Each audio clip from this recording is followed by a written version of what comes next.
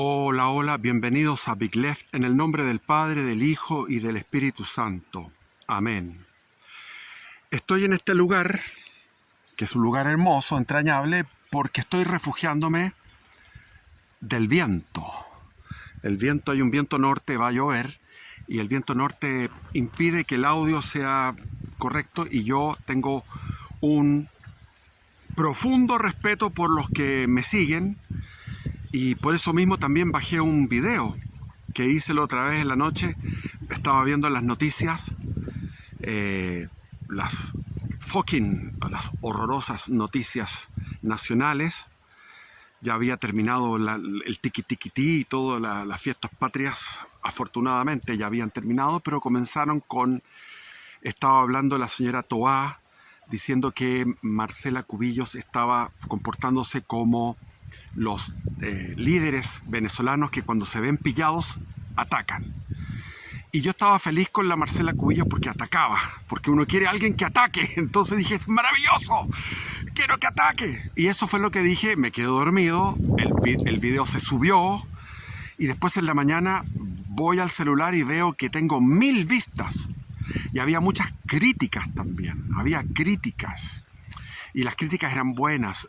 Yo estaba hablando cabezas de pescado y estaba diciendo muchas groserías. Y hay una, ¿cómo se podría decir? Hay videos que no se suben. Por ejemplo, yo una vez subí un video que se llamaba El demonio triple M. Masones, marxistas y Marí. Eso era. Y resulta que por el Marí, que es como eso, de esos seres humanos que tienen el XY, tienen el cromosoma XY y se atraen con otro XY y les gusta, qué sé yo, el ano, el recto y las fecas y esas cosas. Entonces, cuando me refiero en forma burlesca o tratando de a esos pobres hombres que padecen aquel problema, que no se pueden mencionar porque si no se produce un castigo del internet que los protege, yo a esos pobres hombres los asimilo a algunos que son pérfidos, etcétera. Bueno, de repente uno sube un video y el video no se sube porque hay un control. Y otras veces yo soy mi mismo control. En este caso había tenido las dos cosas. Me di cuenta que no estaba hablando bien, que estaba hablando de forma grosera. Y yo respeto a ustedes. Ahora estoy con muy poca agilidad mental porque he dejado el café en la mañana y el pan con mermelada. He dejado de comer pan en absoluto, o sea, nada de pan.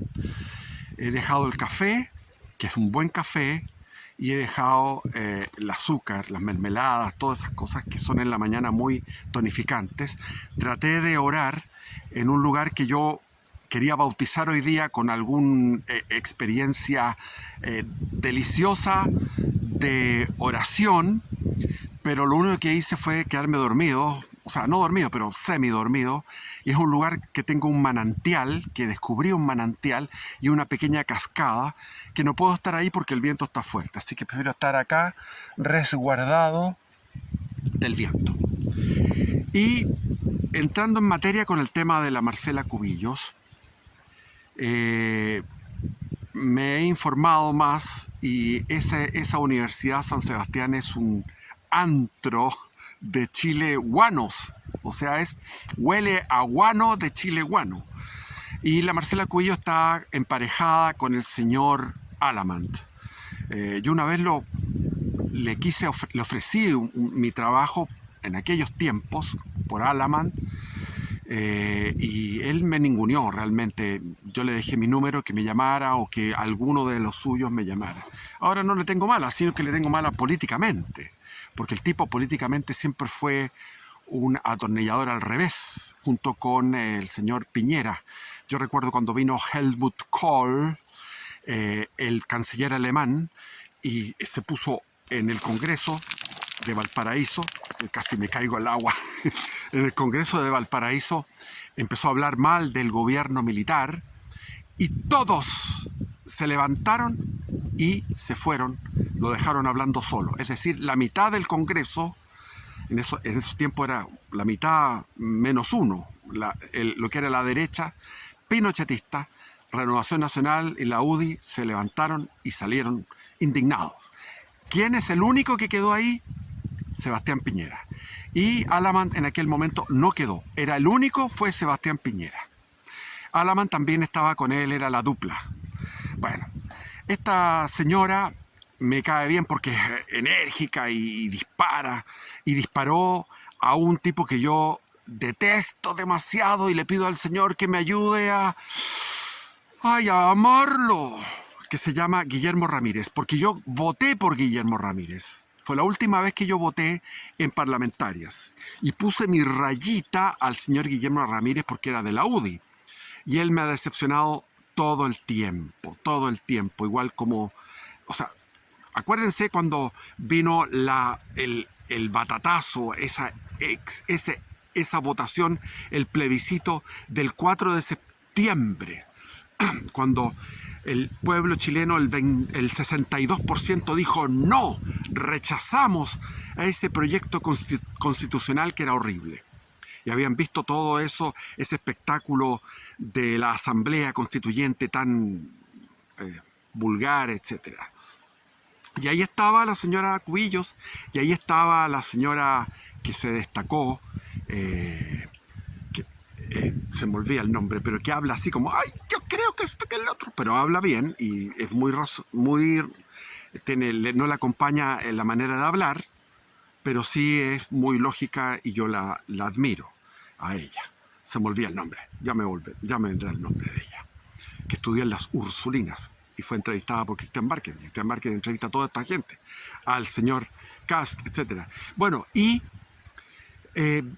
al día siguiente, recuerden que al día siguiente en la mañana, eso fue el domingo, festejábamos el triunfo.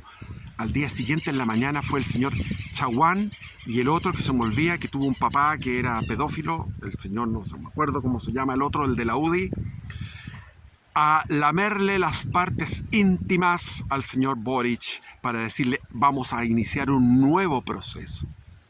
Y ese nuevo proceso estaba destinado a ser un fracaso, porque estábamos cansados, el pueblo chileno estaba cansado. Y para más remate vino el repudio, eso se manifestó en la elección de los consejeros para ese nuevo proceso constitucional. Recuerdan que se hablaba del tsunami republicano. Fue un tsunami republicano, pero también fue un tsunami de abstenciones, un tsunami de blancos, de nulos. Es decir, la gente no quería más. Y todos los que votamos, porque yo voté por republicano también, votamos para no perder el voto por republicanos, como dando a entender, yo no voto nulo ni voto en blanco, pero voto por lo más a la derecha que hay. ¿Y cuál fue el discurso del señor José Antonio Kast? Vamos a hacer una constitución. O sea, la constitución de Pinochet, la constitución del 80, modificada 200 veces, iba a ser reemplazada por una constitución, por un proyecto constitucional globalista, de acuerdo con la ONU y con una serie de articulados que eran más progres que la misma constitución del 80 modificada. Y a eso se plegó la derecha, a eso se plegó la señora esta, que tiene tan buen carácter y habla muy bien. Así me gustaría, pero en la posición correcta, no globalista, no... Bueno, y ya está todo dicho, no voy a decir nada nuevo. Esa universidad es un antro, es una caja pagadora de favores, de campañas políticas, y esos 17 millones que son brutos, esos 17 millones, no sé cuántos en liquidez será, esos eran para financiar la carrera política. Y esto ella mintió, porque debería ser sincera, decir esto es financiamiento político. No lo dijo porque debe haber una sanción legal, ahí desconozco. Debe haber una sanción legal al respecto. Que no debiera haber sanciones legales porque la política debe financiarse y eso ha sido siempre así. Está el financiamiento estatal de la política que no debería existir. Porque eso de un voto te dan plata, o sea, todo eso horrible. Y estamos entonces disfrutando del legado de los liberales que asesoraron a Augusto Pinochet Ugarte y al almirante Toribio Merino Castro. Sí, porque yo recuerdo cuando fue el golpe, cuando fue el pronunciamiento militar, unos meses después llamaron a mi padre para que él expusiera cuál era su teoría política y cuál era el futuro que él vislumbraba, el futuro ideal para este país. Y él era de la línea de los nacionalistas. Es decir, el nacionalismo era un grupo de hombres, estaba Sergio Miranda, Garrington, etc. Había diferentes, Pablo Rodríguez Grez. Es decir, había una serie de hombres de alto coeficiente intelectual, tan alto como el de Jaime Guzmán Errázuriz, tan alto como los del libro, los del El Ladrillo, como Sergio de Castro, como Hernán Vigi, como todos los que participaron, como José Piñera, el hermano mayor. Todos ellos participaron y ganaron el proyecto. Y Jaime Guzmán me confesó a mí personal, me dijo, yo amo a la Falange Española, amo todo lo que fue las fuerzas carlistas y las fuerzas tradicionalistas católicas y no tan católicas, sino que modernistas, como era la Falange Española de José Antonio Primo de Rivera. Pero él decía, eso no se puede aplicar porque nos vamos a echar el mundo encima. Pero igual se echaban el mundo encima, porque estaba toda la Iglesia Católica en contra, estaba toda la izquierda en contra, que la izquierda había sufrido un fuerte machucón, una golpiza después del pronunciamiento militar, pero ya a los 4 años comenzaron a levantar cabeza, y eso soy testigo porque eso yo lo viví y estaba en la vanguardia cuando comenzamos desde la izquierda marxista-leninista tradicional a levantar las banderas, a levantar la lucha callejera y eso, compañeros. Y también el MIRE comenzó a bombardear, a poner bombas en distintos lugares locales televisivos. Me acuerdo en la Pirámide cuando explotaron ese lugar televisivo, había otro que era que hacían fiestas de toque a toque, era una discoteca de toque a toque que estaba en la avenida Irarrázaval, también la volaron. Empezaron a poner bombas, el MIR. Y empezó a existir una ofensiva ultra revolucionaria. Y eso indica que los asesoramientos que tenía Augusto Pinochet Ugarte eran equívocos, porque el gran daño que hizo al proceso histórico que se estaba viviendo era precisamente el Mamo Contreras, porque el Mamo Contreras, el general Contreras, no daba cuentas. A pesar de que desayunaba todos los días con Augusto Pinochet, no daba cuenta de todo lo que él estaba haciendo. Él le gustaba mostrar resultados. Y en esos 4 años fue una pateadura donde hubo alrededor de 3.000 fallecidos por el otro lado, y en el lado militar se empinaba hacia el millar. Es decir, aquí hay una lucha desigual porque obviamente el ejército y las fuerzas armadas eran mucho más poderosas, entonces por uno que caía de ellos caían 3 o 4 de los otros. Pero el Mamo Contreras, hablando con Pinochet le dijo, me encantaría que el general Prats no existiera ese huevón, me carga el general Prats porque está hablando en Buenos Aires, está hablando cuestiones que son ingratas.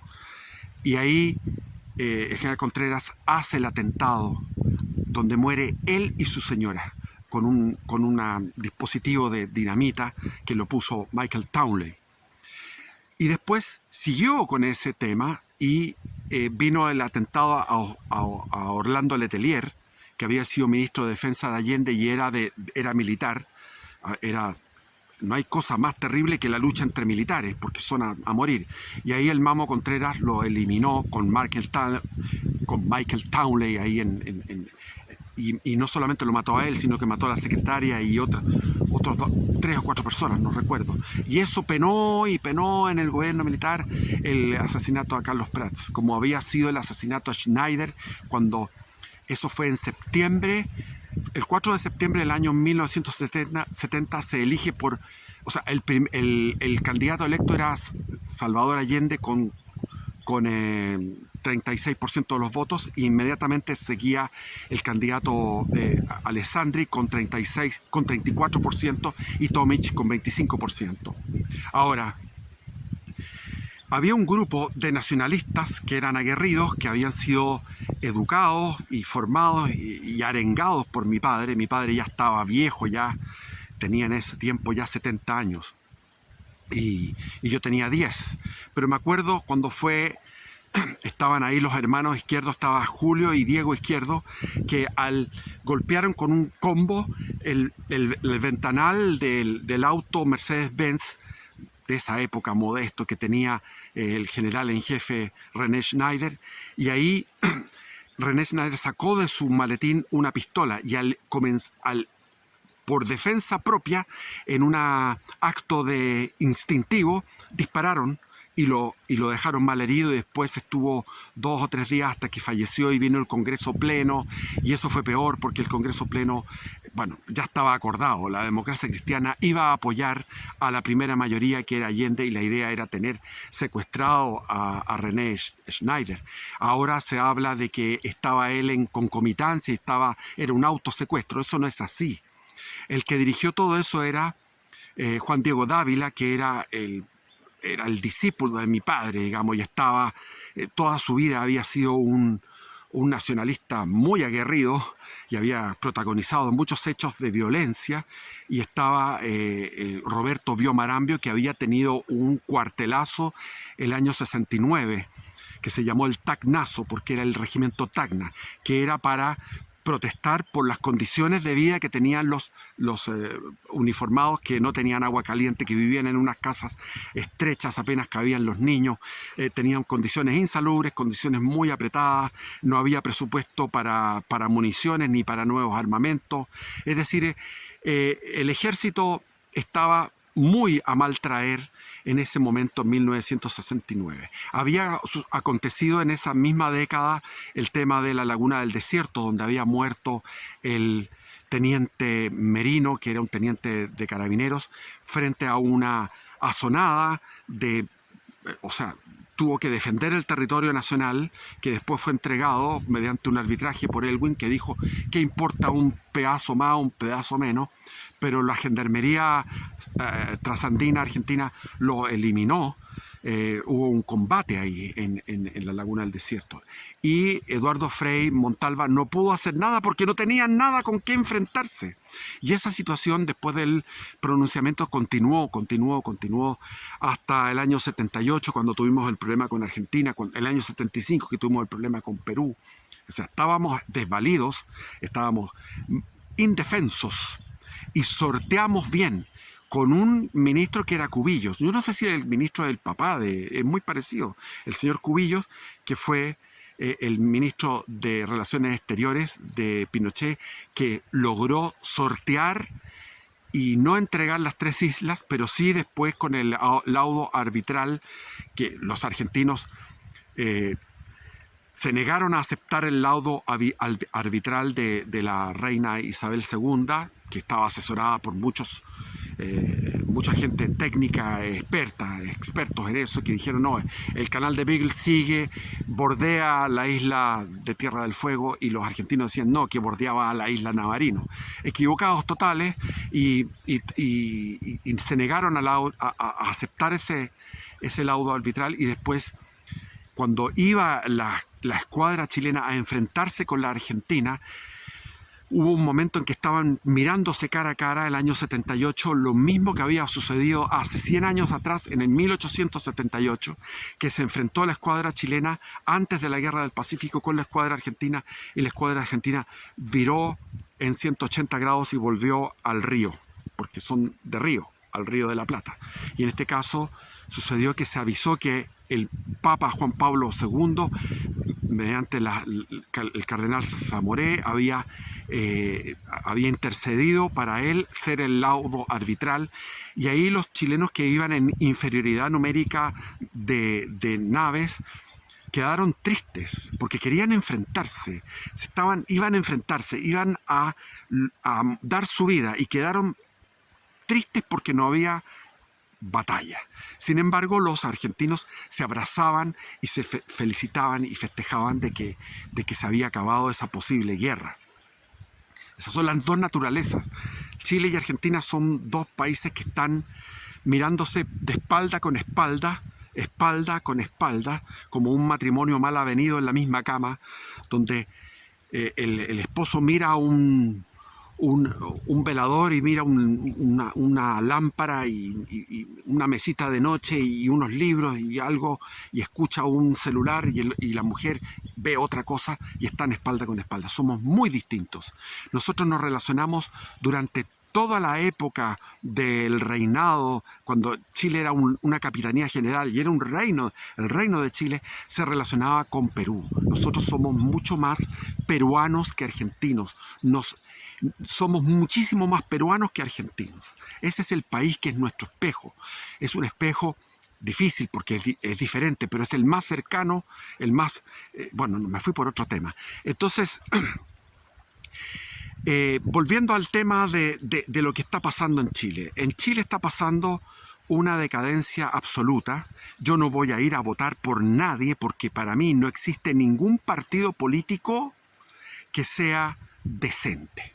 El Partido Republicano tenía opciones, tenía un destino glorioso, pero el jefe que tienen es un señor que debería usar falda porque es un cobarde. No quiero nombrar la otra palabra porque me pueden censurar, pero es un cobarde. Políticamente, espiritualmente, es un cobarde. Y condujo a su partido a la nada, al despeñadero. Ese partido no tiene futuro. La UDI es un transvestismo político. Jamás apoyaron, jamás ellos tenían que haberse mantenido en apoyo al gobierno militar, al legado del gobierno militar. Que el legado del gobierno militar, me fui por el lado de los nacionalistas, se perdió. ¿Por qué? Porque se fueron por el ideario liberal. Y el legado del gobierno militar es liberalismo económico a ultranza, ultraliberalismo económico, que puede ser bueno, yo no lo discuto, eso está bien, funciona, pero también acompañado de un liberalismo político y de un liberalismo moral, de un liberalismo espiritual. Es decir, ellos asumieron lo que decía, nunca lo he leído, pero sé que lo decía von Hayek, el señor Hayek. Hay toda una corriente de pensadores de economía que refutaron a Marx, y yo no los conozco. O sea, sé que existen, algo escuchado de ellos, pero el que los conoce muy bien es mi hijo.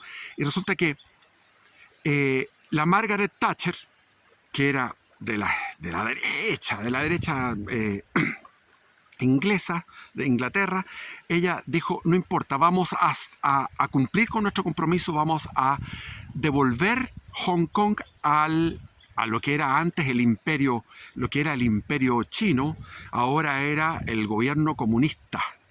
Entonces, como los comunistas están con Deng Xiaoping liberalizando la economía, eso va a significar que la sociedad la sociedad china iba a cambiar. Y grave error. Lo mismo se aplicó en Chile. Dijeron, lo que decía Jaime Guzmán en las clases, que yo lo escuchaba en clases, decía, si nosotros generamos una prosperidad, y esa prosperidad, producto del desarrollo del capitalismo y del libre comercio, bajar los impuestos aduaneros, generar acuerdos de libre comercio, etcétera, etcétera, vamos a tener una economía abierta al mundo que va a significar prosperidad por la exportación y la importación. Todo eso hasta ahí estamos bien. Pero después la conclusión, lo que ellos deducían es que el chileno, al tener un auto, al tener un televisor a colores, como prometía Pinochet después del plebiscito del 11 de septiembre de 1980, cuando se aprobó la Constitución del 80 con un 67%, 2% agregado, 65% de verdad, con 65% de verdad. ¿Qué hizo? Pinochet dijo una flor de discurso filosófico diciendo, aquí todos van a tener auto, todos van a tener televisor a colores en esa época. Correcto, se cumplió. Uno ahora está lleno de tacos, todo el mundo tiene autos, todo el mundo tiene televisor a colores, todo el mundo ha prosperado. Pero eso se suponía que eso iba a cambiar la mentalidad y que el chileno iba a ser de mentalidad capitalista, emprendedora, iba a tener una mentalidad de derecha. Y no pasó. La superestructura, o sea, lo que decía Marx, la infraestructura determina la superestructura. Eso no se dio.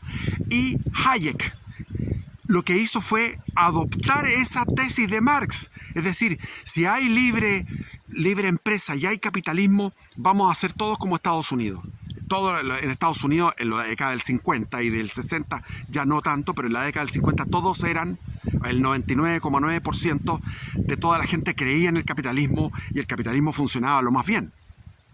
Sin embargo, lo que pasó es que ya en Estados Unidos, hasta el día de hoy, teniendo una sociedad próspera, está la superestructura, es decir, todo lo que es el mundo cultural, el mundo espiritual, el mundo de las ideas, el mundo artístico, el mundo del periodismo, todo ese mundo de las universidades, todo eso está infestado y tomado, no infestado, completamente poseído por ideologías que van en contra del capitalismo, en contra de la libre empresa. Entonces, ellos fueron más marxistas que Marx, porque Marx fue refutado por ellos mismos.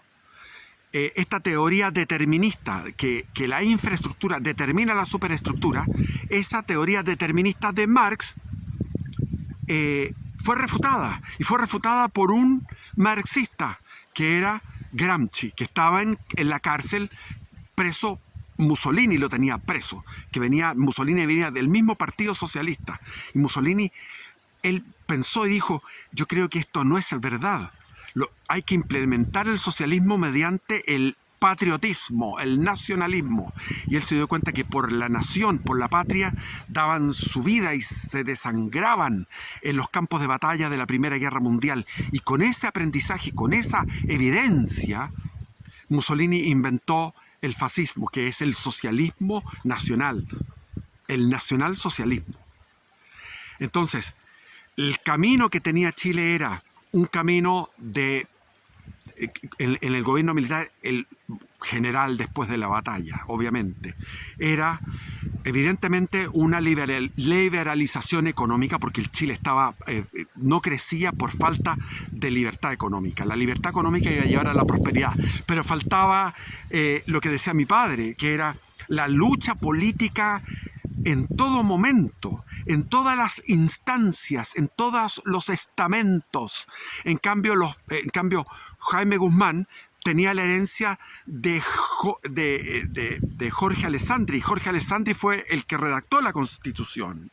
Y Jorge Alessandri, cuando le preguntaban los periodistas, le decían, ¿qué opina usted de esto, de lo otro? Siendo presidente, Jorge Alessandri siendo presidente, decía, no me pregunte política, yo no hablo de política. O sea, él despreciaba la política.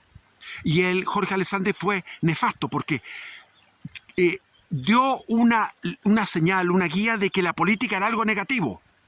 Y eso lo tomó Jaime Guzmán Errázuriz, que creía en eso, y con otros más, con los gremialistas. Por eso se llamaba se llamaba el movimiento gremialista, porque los gremios tenían que estar sin politiquería. Entonces no se habla de política, o sea, no se habla de política de derechas. Pero toda la izquierda se mete en los sindicatos, se mete en los colegios, se mete en las universidades, se mete en la televisión, se mete en la radio, se mete en el teatro, se mete en el cine, se mete en todas partes. En cambio, los gremialistas, no, la política es mala. Y yo me acuerdo de eso, los primeros años del gobierno militar, no, la política, no se habla de política. Claro, estábamos saturados de la politización extrema que fue el gobierno de Salvador Allende y el gobierno de Eduardo Frei Montalva, que fueron súper politizados. Eduardo Frei Montalva fue una politización hacia la izquierda.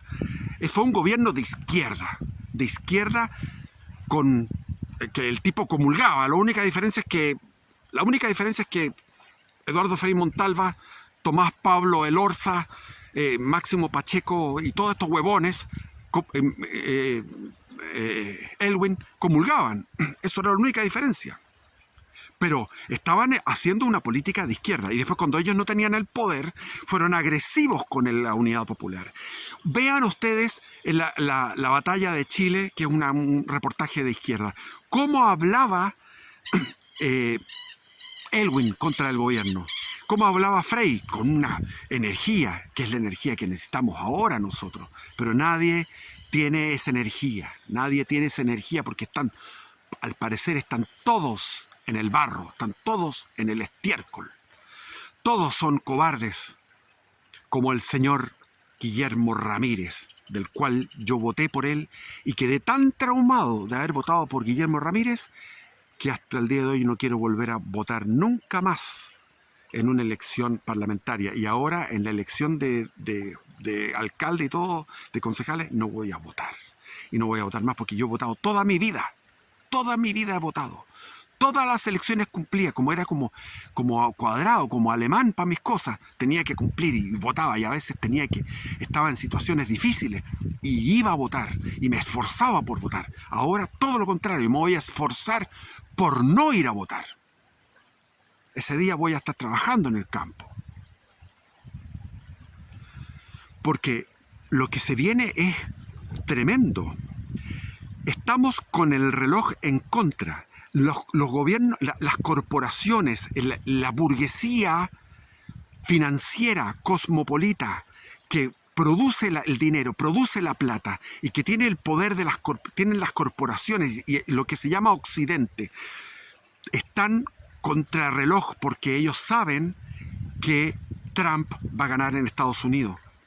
Y saben que el ejército ucraniano se va a desplomar, se va a derrumbar en algún momento. Y eso va a ser un desplome y Rusia puede llegar al Dnieper o más allá. Hasta el río Dnieper o más allá. Es decir, se presentan dos circunstancias muy graves que están forzando a esta alta burguesía, que es la que controla el mundo, donde está también aquellos personajes de nariz larga. Hay mucho porcentaje de nariz larga y esos de nariz especial, esos individuos que son los que manejan el mundo, que generan la plata, quieren ir a una guerra mundial y están provocando una guerra mundial. El mismo Israel está bombardeando el Líbano, quiere que Irán se pliegue. ¿Para qué? Porque si Irán se pliega, entra a Estados Unidos.